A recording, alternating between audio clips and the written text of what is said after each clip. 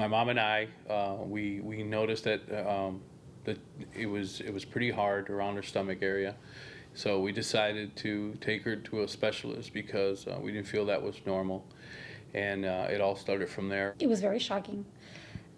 Actually, they sent us up to San Antonio without really telling us what the diagnosis could possibly be. They just sent us up, told us, oh, you need to take her to a specialist in San Antonio. And when we walked into the hospital, I just didn't know what I was doing there. And then they said, well, we think we're going to keep her. And so when the nurses started coming in and telling me where I could cook and where I could bathe and where I was going to sleep, I was like, what are you talking about? And then they said, well, your daughter's very sick. And that's where it all started, all the bad news, you could say. And we just traveled back and forth from here to San Antonio, and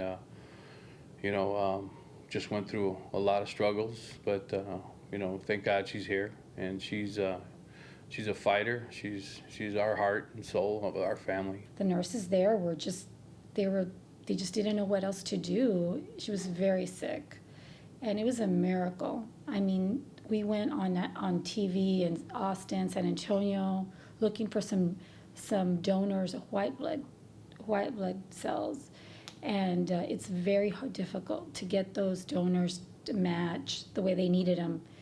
And when they found the first one, the doctor said, let's do a check her blood, and right then and there, her blood started producing. Wow. And it was an amazing miracle. I mean, she just bounced back so fast. She's such a fighter.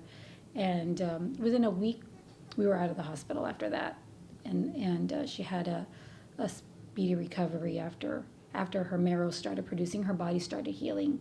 I honestly, I remember doing Make-A-Wish and all of that, and I really had no clue. I guess I knew that something was wrong with me, but because I was so small, since I was only 14 months when I was diagnosed, I don't remember a lot. I just remember I have all my scars, and I remember having to go get checkups every week, and not knowing why was really my main concern. But honestly, I just really didn't know.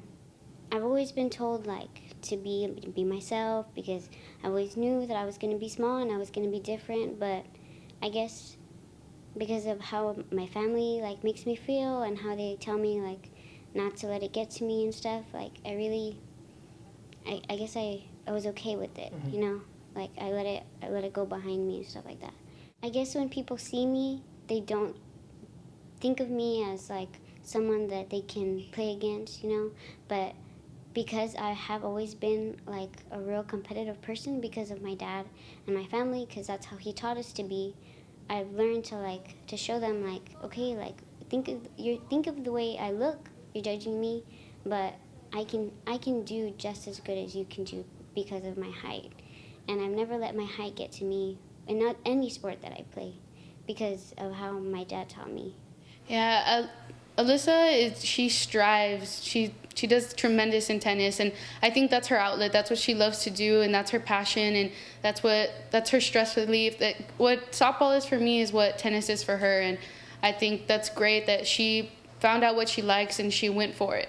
I'm always there for her. I'm always trying to be her protector, I guess. I like being the big brother watching over, but I mean, her maturity level is tremendous. Sometimes I feel like the little brother, because she comes home after a long day, she'll hit the books for hours, or she has priorities. She's definitely an adult to me.